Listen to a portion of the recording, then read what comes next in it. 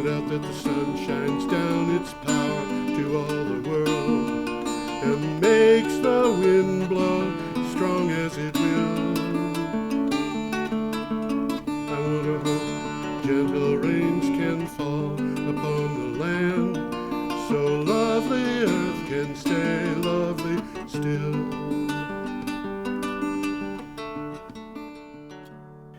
Hello, ladies and gentlemen. Welcome to the 544th edition of Energy Week with George Harvey and Tom Fennell. Tom is not in the studio as he usually calls in from home and we talk. Today, the date that we're doing this show, recording it, is the 12th of October. Our news is starting on the 5th, and for those who have not seen the show before, we are doing an aggregation of news on energy and climate change, usually 3 articles per day. We will cover the time of October 5th to October 11th, which is yesterday for us as we record October this. 12th is typically Columbus Day, isn't it? October 12th? Yeah. I don't know. You know, that might have been what it used to be, but we celebrated. That's what I mean by it. It used to be. Yeah. We celebrated. I don't think we have Columbus Day anymore. We do. It was last Monday. Oh. Yeah. Okay. It was kind of a Columbus Day / Native American Day. Yeah. I remember now. They sneaked that one in. They did, although I think they should have. I've never met a Native American who wanted to be called a Native American, at least not that I know of. They all wanted to be. It sounds how would you say it, disrespectful. It does. Yeah, I think you're right. I had a friend who was Sioux, and he said there's no really good word that covers all of the American Indian people, and he preferred to be called Indian because he said everybody knows that's a lie. Yeah. So, anyway, we should go ahead with the show. For those who are watching this on a computer, you can go down, scroll down, and you'll find a link to the website from which it was created, which is just one of the things we talk about after another, 3 a day. For those who don't want to do that, you can go to my website, geoharvey.com, which is the posts go up every day, and they have about 15 items per day. So let's get going, Tom. I'm going to put the first picture up. This is a rooftop solar system. I don't know where this is, but based on the name of the person who took the picture, I would say it's probably someplace in the Netherlands. Well, there's a bridge. There's a suspension bridge in the background. Actually, that looks like a suspension bridge, but it isn't. Oh, yeah? It's a footbridge that goes over the building. Oh, okay. And it looks like you're seeing 2 sides, but there may be one in the distance that I don't see. Anyway, we have an article from oilprice.com. Yeah, that's what I have. What do you got for a title? Asia Pacific to invest $3 trillion in power generation over 10 years. Yeah. Now that ain't hay. No, it's not. If I had that much money, I wouldn't have time enough to lose it. The Asian Pacific region is poised to invest as much as $3.3 trillion in power generation over the next 10 years, half of which in solar and wind power. Now, some of that is going to be in hydro because there's big hydro going up in various parts of the Asian Pacific area. But it says here, India and China are leading the growth in power demand and investments according to Wood Mackenzie analysis. And as I said, some of that is going to be in hydro. A lot of it is going to be nuclear. Unfortunately, a lot of it is coal. They're still building coal plants. They're still building coal, yes. That kind of puzzles me. Well, I mean, it's not economical now. No, it's not. Not even in China and India, but they're still building coal. In the United States, I guess they have the coal. they have the coal, and also one other thing that they have is that there are a lot of people in China who know how to build or know how to operate coal-burning power plants. Yeah. So, there's reasons. They have their reasons. I just hope that they stop doing that because it's not good. Okay, should we go on? Can't dance. Sure. Okay, let's Got see. a nice picture here of Home Sweet Home. Home sweet home. Yeah, I love these. I'd love to live in a place like that if it were just painted. It comes to us from Clean Technica. That's right. What do you got for a title? $4.3 billion on the table. Huge benefits to public health and wealth lie within reach. Yeah, we have a once-in-a-generation opportunity to invest in our homes and buildings, to win big on public health and reduce both housing, energy costs, and climate change pollution. Now, $4.3 billion in new flexible funds are soon to be available from the United States Environmental Protection Agency. Well, that's good news. I think it is. This is all. I believe this is part of the Biden administration's. I was just going to say, I think Biden has something to do with Yeah, this. the Inflation Reduction Act, but it Yep. might be some other thing that's going on. Okay, and as I said, I love that house. I think that's beautiful. But there's another house later that I like better. Aha. Okay, We're moving right along. moving right along, we have a picture of global surface air temperature anomalies. I'm going to put that up so people can see it. This That's is not a good picture. No, this is disturbing. That picture with the last one, that last red bar is half a degree Celsius higher, bigger anomaly, hotter anomaly than we've ever had before. This is crazy. Big jump.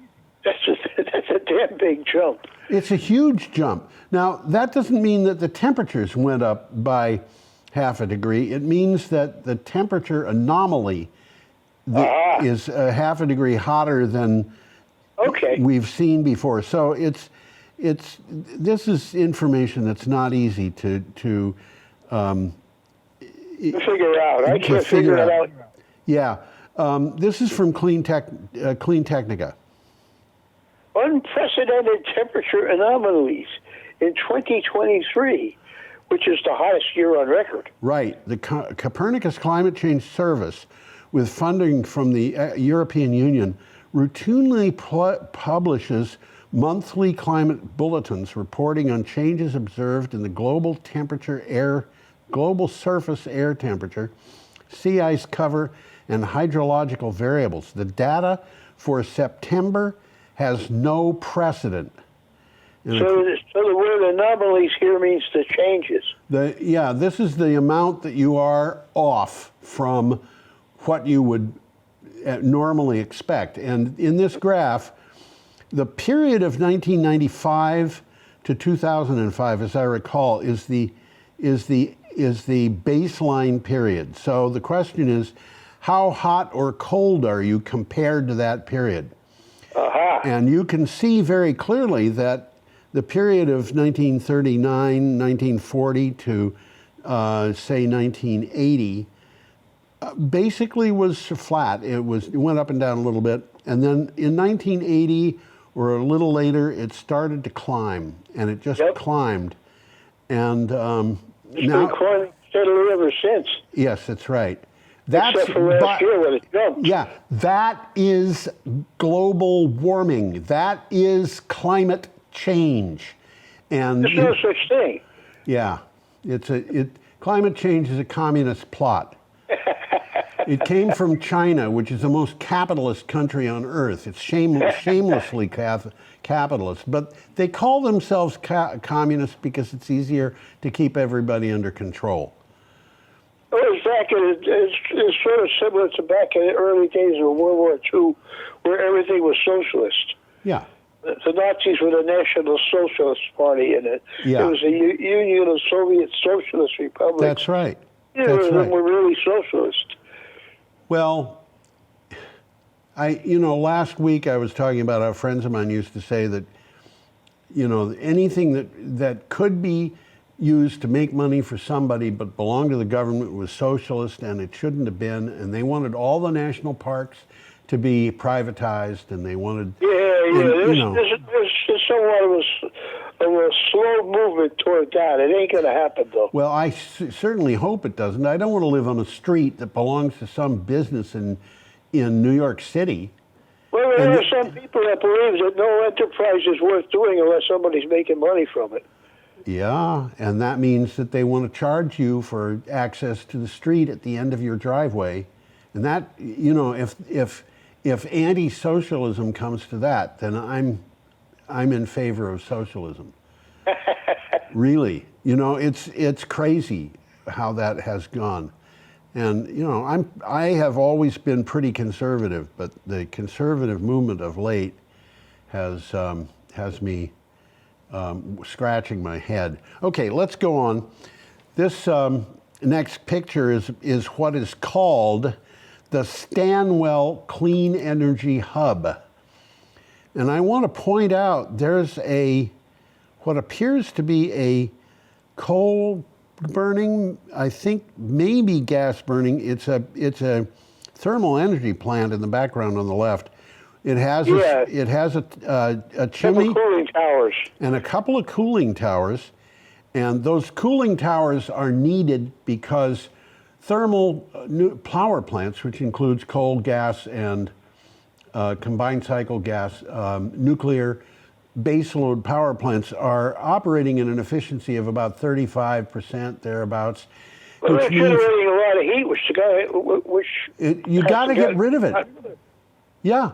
So they have those cooling towers in order to get rid of 2/3 of the heat from the combustion, or nuclear, or whatever, because they don't have anything else to do with it. And in the Vermont Yankee plant, they had cooling towers that were in long lines. They were very low compared to these things, and they would they'd use them if there was some reason why they couldn't use the river. Otherwise, they used the river. And anyway, this is from Energy Storage News, and the Clean Energy Hub is in the foreground. It's solar power on the right. It's a wind turbine. You can see a little solar there. Yeah. Excuse me. I guess there's storage in the back. There is storage, and I'm not sure where. But anyway, what do you have for a title? Octopus buys 1,000 megawatt hour BESS project, BESS. Yes. Back renewable energy in Queensland, Australia. That's right. Octopus Investments Australia has acquired Blackstone BESS. Now, BESS, B-E-S-S, all capitalized, is for battery energy storage system. I'm glad you told us that. It's a 500 megawatt, 1,000 megawatt hour project in Queensland. That's significant. It is. That's significant. Vermont Yankee was a little over 500 megawatts when it opened up. It got it got increased in its output to 600 and some odd.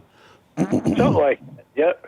Octopus said the battery energy storage system would be used for power purchase agreements for, quote, firmed blocks of energy, end quote, from wind power and solar PVs.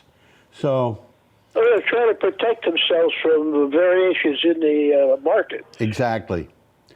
So they're just signing up. We want that power. Yeah. Okay, I'm going to go on to the next one. This is pretty interesting, I think. This is interesting picture of a battery, anyhow. It is, and that is a special battery. It is, because it doesn't look like any battery I've ever seen. No. This is from Clean Technica. What do you got for a title? Wright Electric targets 1,000 watt hours per kilogram batteries for electric aircraft. Yeah, Wright Electric plans to make an electric airplane that can carry 100 paying passengers on short flights of an hour by 2027. In a press release, it said its focus has changed from fuel cells to lighter, more powerful batteries with a pack energy density of 1,000 watt-hours per kilogram. Now, that sounds like a lot. It is a lot. You know, this means that if you have, well, let's just say that you use 20 kilowatt hours per day, and you want a day's batteries. So 20 kilowatt hours is 20,000 watt hours, and that 20,000 watt hours is going to be 20 kilograms. Have I got that right? 20,000 Sure. watt hours, and this is 1,000. So it's 20 of these, but that is 20,000 watt hours, and that means 20 kilograms. Now, a kilogram is 2.2 pounds. So a day's storage battery for a normal household in the United States would weigh about 20 kilograms, which is 44 pounds. That's incredibly light. It is, yeah. Now, maybe I've got my math wrong. I do things strangely sometimes. But It sounds good to me. yeah, okay. And I think there's implications that go beyond short flight airplanes, because I think that batteries of this type could be used in other circumstances.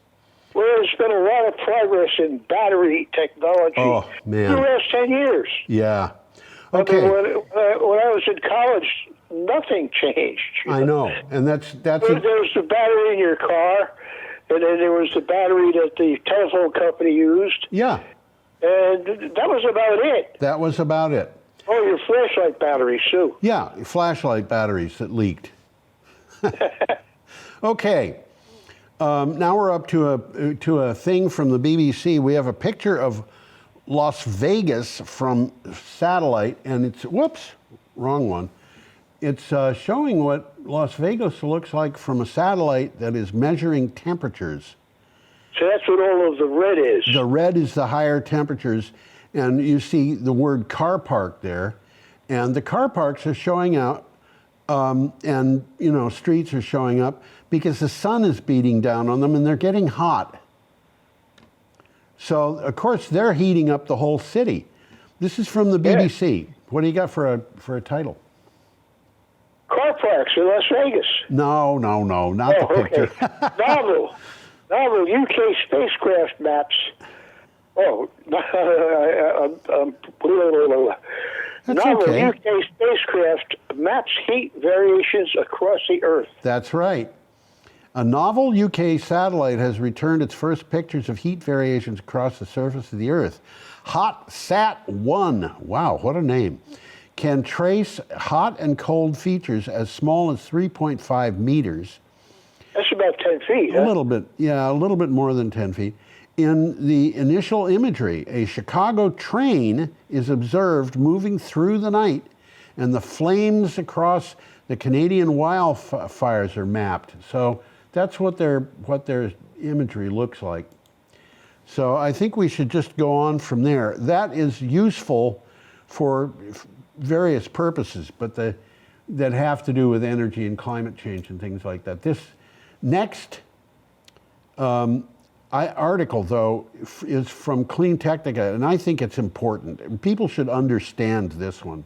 This is something you can... It's a picture of a house with an EV and heat pump. That's right. Comes to us from Clean Technica. That's right. What's the title? And I quote, it says, a heat pump water heater will save all the electricity you'll need to power your EV. This is that's interesting. Yeah, it sure is. We should consider that some heat pumps are so efficient that their greater deployment will offset much of the electricity we now use inefficiently. This saved electricity will allow new electric loads, such as EVs, to be added to the grid seamlessly. Now, just look at that picture.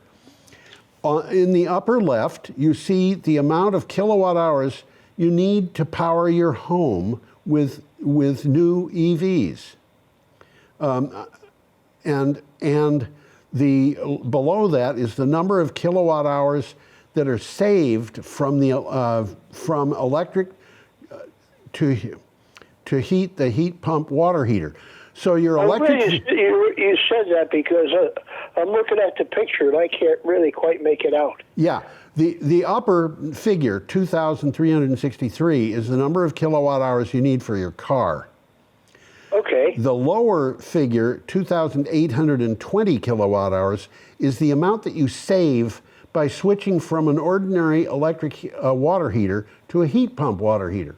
That's significant. So if you switch from a more intensely using old water heater to a heat pump water heater, the savings that you get would be greater than if you're an average driver than you would use driving a car. So it's kind of like you're not paying for gasoline anymore. You're paying exactly. That's the savings. So we got to go on. We're kind of behind schedule here. Moving right along. Moving right along. We have some wind turbines in Uruguay. That's right. This is from NPR, which is National Public Radio. Back in 2007. Well, no. Uruguay's power grid runs on 98% green energy. Here's how. Well, Uruguay's got a lot of hydro. It does. Back in 2007, Uruguay had a growing economy, but not enough energy to power the growth. And that really kind of put a kink in their getting ahead. It also had no fossil fuels. Now, typically, 98% of Uruguay's grid is powered by green energy now. That change was enabled by the thoughts of a very bright man and powered by a lot of wind. Who's that very bright man? I don't remember his name. I believe it's probably Tesla. No. This is a local Uruguayan. Oh, is it? Oh, okay. Yeah, so and he figured out that they had enough wind power in Uruguay to make things that if they just installed that wind power, and in addition to the hydro that they already had, it would. I was going to say there's a lot of hydro already there. Yeah.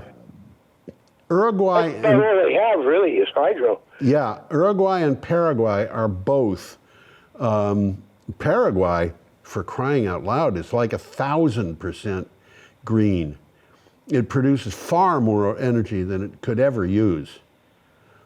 And that's hydropower. And of course, what they do is they send the excess to Brazil and Argentina. Oh, they sell it? They sell it, yeah, absolutely. Why not? Why not? Okay. Moving right along. Moving right along, we have a picture. This is a disturbing article. We have a picture of a refugee camp. Well, it comes to us from CNN. That's right. And it says, and I quote, floods, storms, and fires displaced 20,000 children per day during 6 years. Yeah.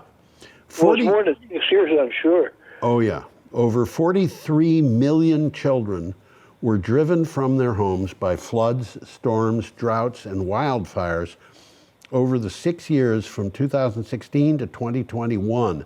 According to data from UNICEF, that works out to 20,000 children displaced per day to extreme weather fueled by climate change.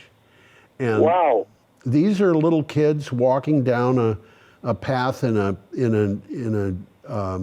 refugee center, and yeah. You know that's the way they're growing up, and this is I find it disturbingly sad. Anyway. Moving right along. Now we have another picture. A kid with a watering can. Yeah, that's right. And this is from NPR also. We had one from NPR earlier. Individual actions you can take to address climate change. Yes. This is an important article. Yeah, this is an interesting article. Humans are driving climate change, and humans can change our trajectory. While governments and businesses have key roles in reducing planet heating emissions, individual actions matter. I got news for you. Much more, a very, very large part of climate change is driven by individuals. That's something to think about. The NPR network has been reporting on individual actions that can make a positive impact. And the list of this is long. It's a start anyhow. Yeah. You got to get them to do it, but it's a start. It is a start. Now, this little kid is learning to grow vegetables. And, you know, that's a lesson for him, but it's also means that, actually, this is a community garden. We have community gardens in Brattleboro, by the way. Yeah, we do. People can just go and, if they find something they want to pick. There are several of them around town in different places. Yeah, if people find something they want to pick, they pick it. Yeah. Okay. Free. Free, and then there are other things that you can do. You can switch to an electric vehicle, or switch to no vehicle, or drive less. You know, when I was a kid, my mother used to love just to go out into the countryside and go for a ride. That's what she loved. And We used to do that when I was a kid. Just Yeah. take a ride. yeah, and in those days, you know, gasoline cost what, 25 cents a gallon, maybe 29 cents. Well, I remember the lowest price I ever saw was when I was living in Troy, 17.9. Really? Well, my father told me that during the Depression, during the price wars over gasoline, I should say, but he was driving. In the price wars, the price of gasoline went down to 5 cents a gallon, Wow. and that was Rockefeller driving other gas companies out of business. Yeah, right. But that's what they did, and that's how he got rich, and that's why Standard Oil was broken up, because it was monopolistic. Okay, The headline here says humans are driving climate change. that's right. Line. What? That's the bottom line. That's the bottom line. And And if we're driving climate change, we can change what we're doing. absolutely. But it also means that we have the responsibility to change what we're doing. The climate Well, is that's not a going little to bit change. harder. Yeah, the climate is not going to change by itself, and the U.S. government is not going to be able to do it alone. So, you know, we can elect whoever we want to be in office, but we have to act. You know, Absolutely. it's like walking on the grass, where I go down to the co-op. There's a path across the grass to take you into the parking lot, so you can go to the footbridge, and that path is worn down to the point where it's just dirt. You're right. And I don't walk on that, because I don't want to be a person who contributes to that problem. So Yep. people think I'm crazy. That's fine. Well, you are, but that's beside the point. Yeah. Okay, I've got a picture here of a very strange vehicle. That is a very strange vehicle. This is from Clean Technica. It's a little truck, a little tractor. The thing they're talking about is that thing sitting on the back Yeah, with the round circle on it. yeah. And that thing is a battery on the back of that thing. Battery, that yeah. tractor. I wonder if that tractor could cross the country without being recharged if it started out with a full charge. Well, the tractor isn't using that little battery. Well, it probably is. Yeah, but that battery is huge, Tom. That Well, you can see thing, that that by thing the that's size of the round, truck. that thing that's round that you said was on the back, Yeah. that is the cab. Oh, that's the cab. Yeah, You're kidding me. and everything behind that, and I oh, think it yeah, is. the wheels in the front are turned, so I That's had this right.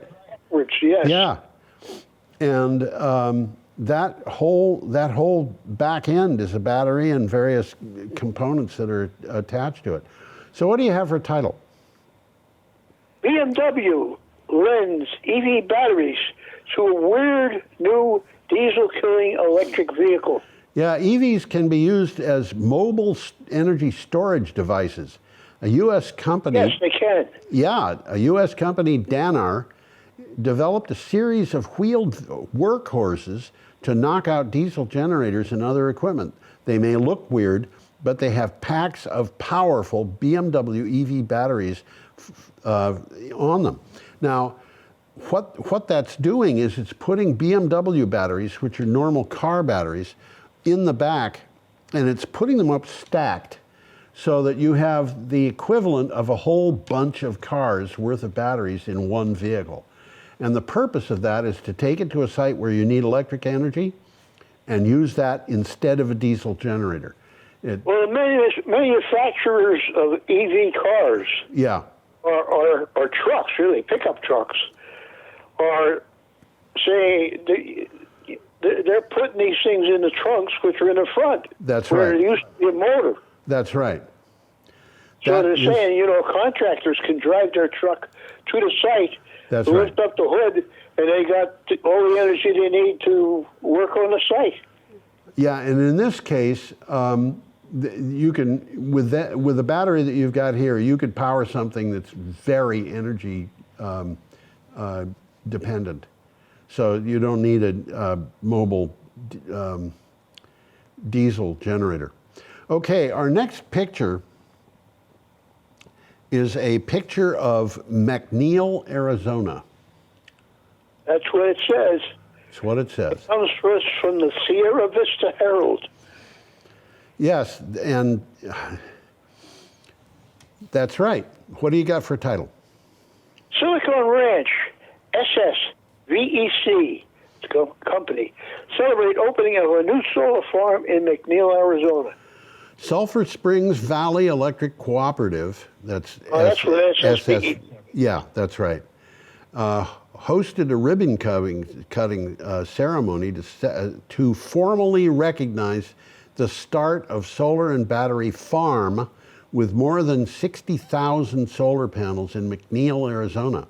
SSVEC has constructed a new substation to replace one built in 1940. And this electricity is going to be a bit more than McNeil, Arizona uses.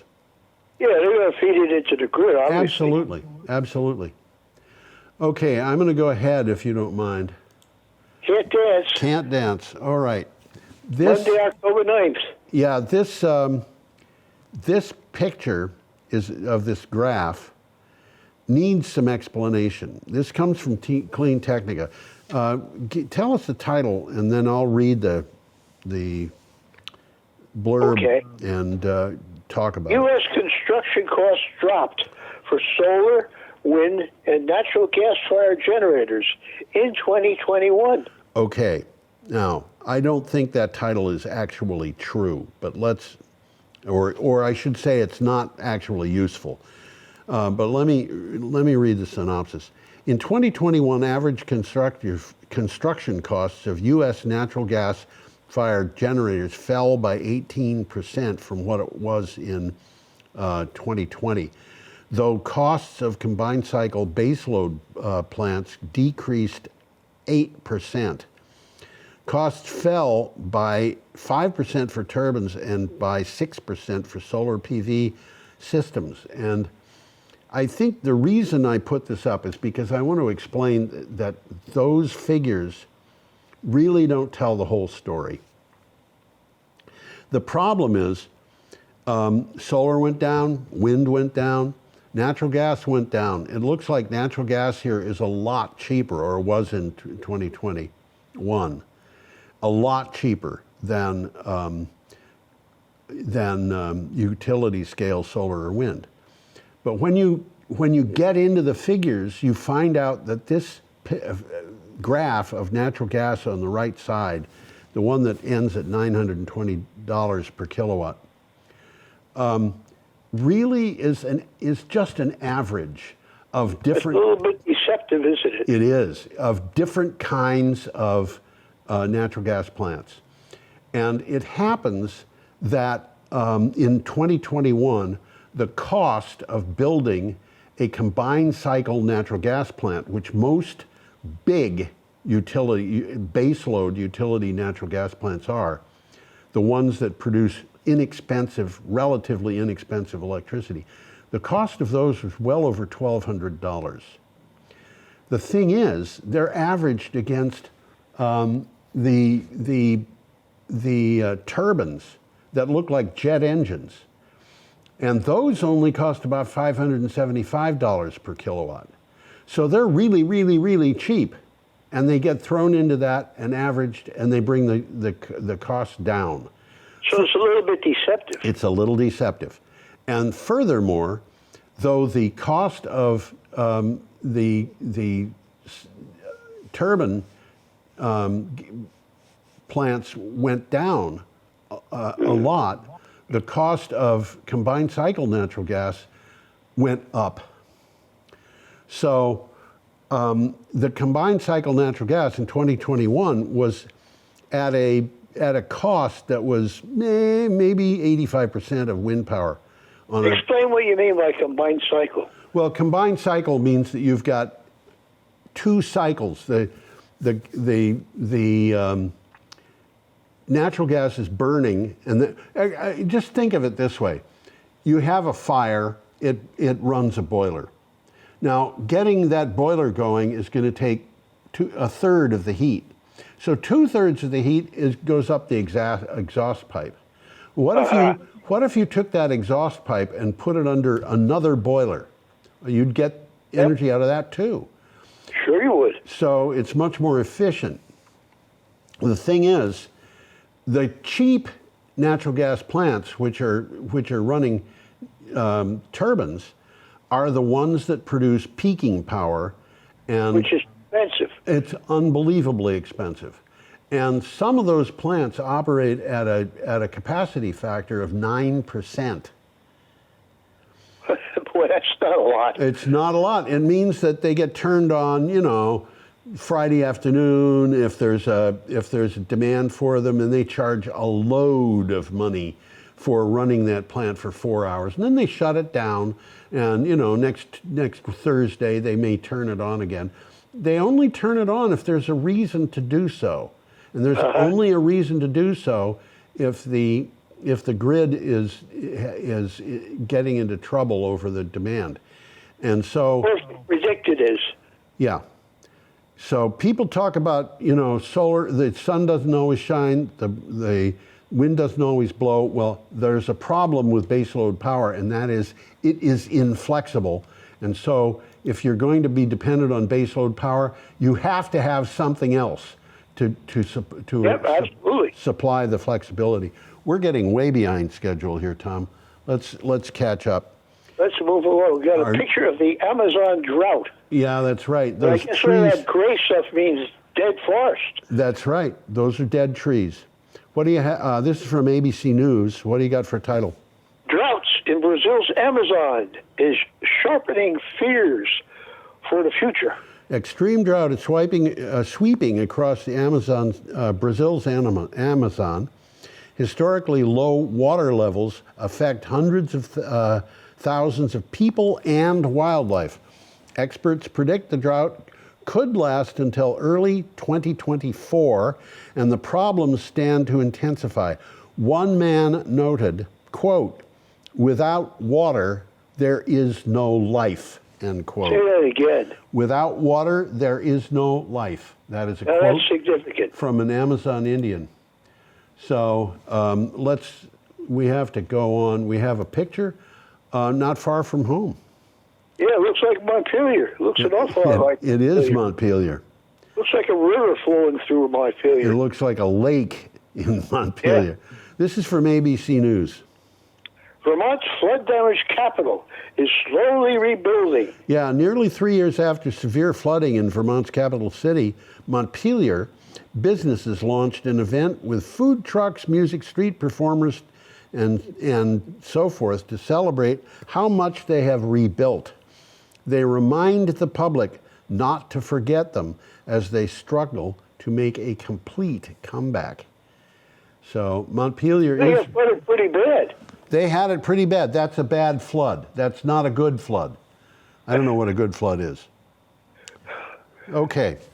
Our next picture is a picture of... What are those things? Those are wind turbines on farms, and they remind me of a picture my Uncle John Falter painted. He was a cover artist for the Saturday Evening Post, and it showed the furrows of agricultural furrows going straight up and straight down on a hillside, and a bunch of people wrote in and said, "You should not farm like that." The rain will come down, it'll just run down those furrows. Absolutely, I can understand that. Okay, and he should have known better because he painted a lot of stuff about Nebraska because he grew up in Nebraska. Okay, this is from The Guardian. Hope for power bill relief as Eastern Australia's wholesale electricity price tumbled. Yeah, Eastern Australia's wholesale electricity prices fell sharply in the September quarter, a trend that, if maintained, could deliver powerful bill relief to households and businesses alike. Spot prices were down 70%. That's significant. That's big. That means, they fell from 200 and some odd dollars per kilowatt hour to $65 per kilowatt hour. After price caps took effect, especially on coal and gas. What happened there? The government said, "Oh, this electricity is gonna cost too much. We're gonna put price caps on electricity from coal and gas." And you know what? Yeah. Okay. Know what? I had that picture up, and I thought it was a wrong picture. But I'll put up the next picture. This is a nice picture. This is this is a nice picture. Yeah, this is Wisconsin countryside. It looks a lot like areas of Illinois that I lived in when I was a kid. And this is Could be Vermont. It could be. That's boggy land, and this is from CNN. The Midwest U.S. could be a hot spot for deadly moist heat stress. Right. Global temperatures climb. Right. Moist heat stress. Now that's a new concept to me. Well, it just means hot and humid. Yep. And how you feel after living in hot and humid for a while. Well, when it's humid, you feel the heat more. That's right. Large parts of the world, including China and the Midwest U.S., are on track to become too hot for humans to handle as accelerating global temperatures expose billions to heat and humidity so extreme their bodies will no longer be able to cope, a study shows. Now, of course, this is not just China and the Midwest U.S.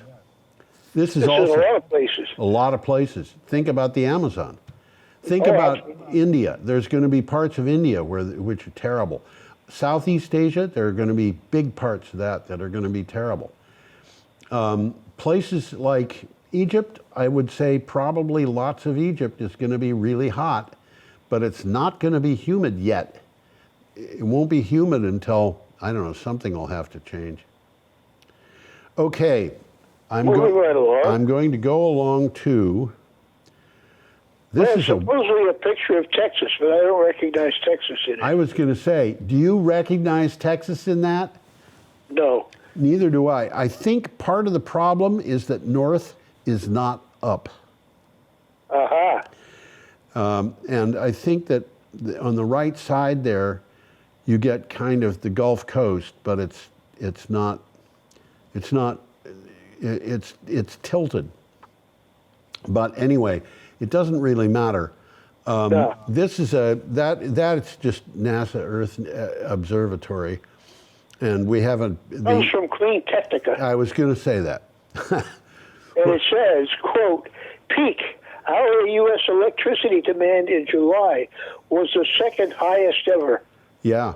On July 27th, 2023, peak hourly electricity demand in the continental United States reached 815 megawatt hours. This was the... I wonder why it's so high, because it hasn't been a particularly hot summer.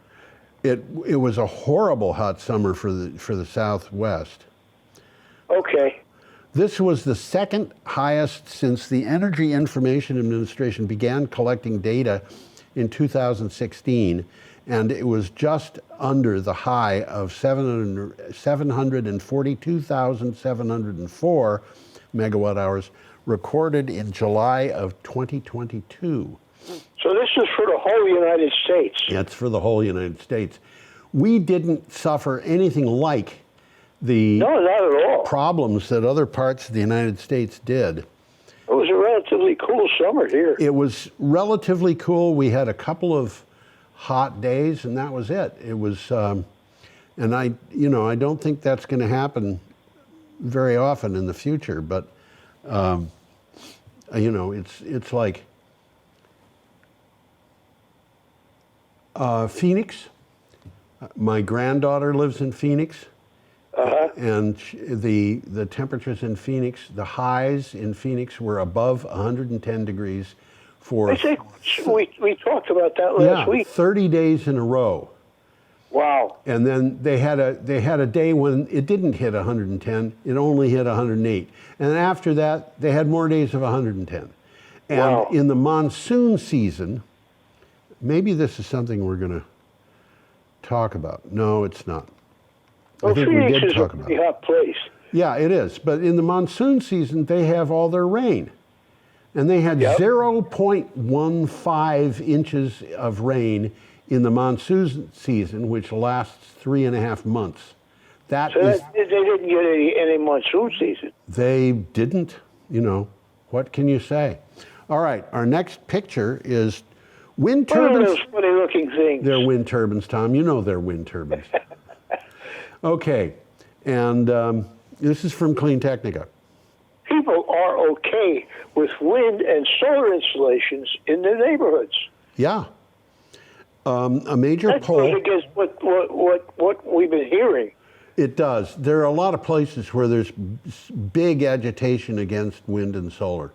Yeah. A major. Right here in Vermont.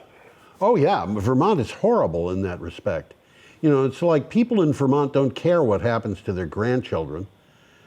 So they convince themselves that climate change is not really a problem, or that they are somehow superior to the problem, or whatever it is that they convince themselves of. So a major poll gave us a fascinating revelation. The majority of people in the United States say they wouldn't mind fields of solar panels or wind turbines being built in their communities. More surprisingly, these respondents are part of a large pool of bipartisan voters. So this comes from Republicans and Democrats and independents. That's even more interesting. Yeah. And when I think about that, I think about, solar, how would I feel about, if there was a big field across the street from me and the farmer who owned it came over to me and said, I'm trying to figure out what to do with this and I want your input. Would you prefer to see a cornfield or a development of houses on quarter-acre lots, or would you rather have solar panels with, I think if people were honest about it, they wouldn't mind the solar panels, but they're being pushed in many cases by people with stranded assets. That's right, indirectly or directly. And I think of corn. I grew up largely in Illinois. I know a little bit about corn. And, I had grade school teachers who told us about corn and growing corn and the problems of growing corn and how hard corn is on the soil. And lately, over 95% of the corn grown in this country is GMO. And it's grown for animals, not people. No, a lot of it is grown for people, a lot of it is grown for animals, and a lot of it is grown for ethanol. We are planting 30 million acres of land for ethanol production. 30 Didn't we million. talk about that last week? What? Didn't we talk about that last week? I think we might have, yeah. The thing is, 30 million acres for ethanol production we could power all of our needs for electricity out of 10 million acres of solar panels. Yep. So if we converted all of that, and solar, our electricity needs are 37% of our needs for energy. If we converted all of that to solar, the 30 million acres, it would come close to providing 100% of our energy. And that would mean we isn't any labor involved once the panels are installed. Yeah, and if 30 million acres of corn ethanol would just not have any need. So we could convert agricultural land to solar and power our entire economy without losing any agricultural production for animals or human beings. Statement. And I came across this in an article, and I said, can this be real? And I did the research, and the woman who wrote the article was right, according to the U.S. Department of Energy. Anyway, we should probably go along. We have a picture of the Pope signing an encyclical. And is that what he's doing? Yeah, okay. That's what he's doing. And the funny thing about this is there was no way I could get all of the stuff about this article into a synopsis of 50 or 55 words. So why don't you read the title, and then I'll explain it. Bill McKibben, Pope Francis, and the warmest September. Yeah. The data from September 2023 shows average temperatures for the month were 1.8 degrees Celsius above pre-industrial levels and half a degree hotter than any September ever recorded. Now wow. that is basically what we saw in that graph in the first item we talked about. Now, listen to this, Tom. But there is good news. And this is a quote, not from Bill McKibben and not from Pope Francis, and I forget who it's from, but apparently this is what's actually happening. Quote, the planet is now getting a gigawatt a day of solar power. Well, that's like a nuclear plant's worth of solar power. That's right. This quote goes on, a nuclear plant's worth every day of solar power, end quote. Now, that is not really a valid comparison because nuclear plants have a capacity factor worldwide of something like 85%.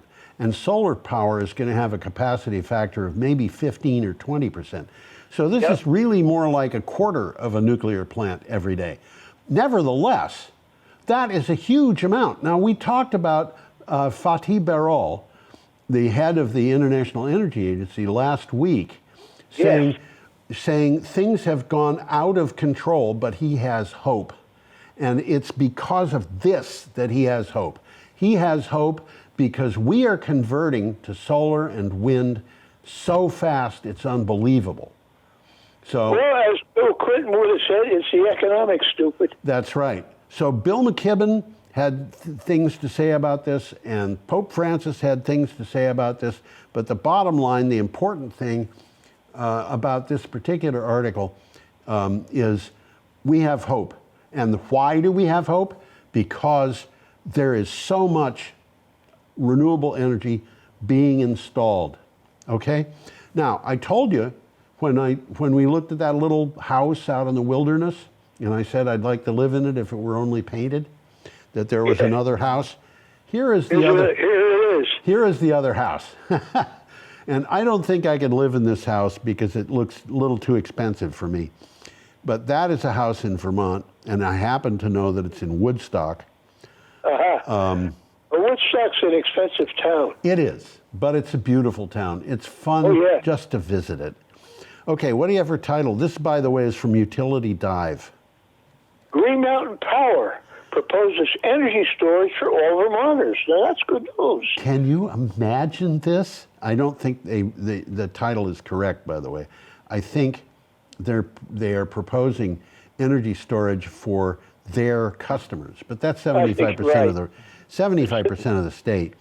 Vermont utility Green Mountain Power submitted a petition to the Vermont Public Utility Commission asking it to approve Zero Outages Initiative. That's the name of a program costing $280 million. It aims to harden the grid and decentralize energy by providing batteries to customers. Now, they started this years ago.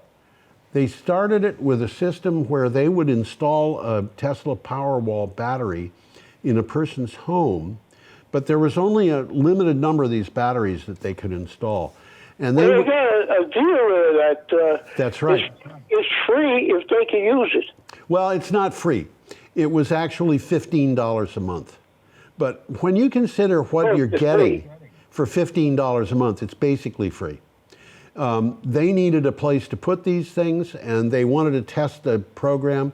But the idea was they would take this thing that cost $6,000 or $8,000 and have their technicians install it in your home. And this meant, by the way, that you would have to have a smart meter. But yes, nevertheless, that's what they were doing.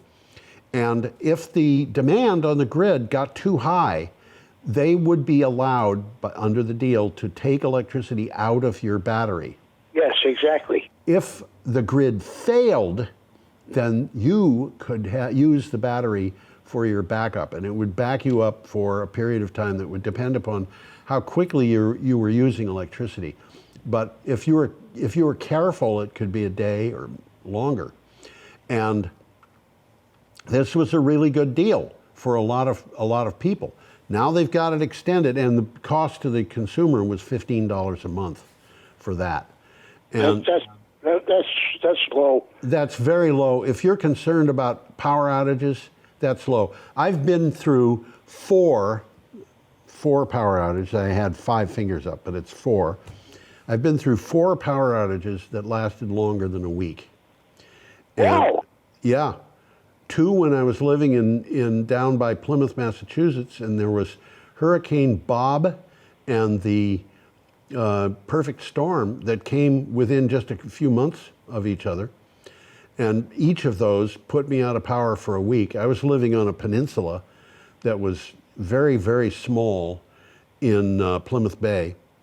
And the other 2 were when I was living in Winchester, New Hampshire, and we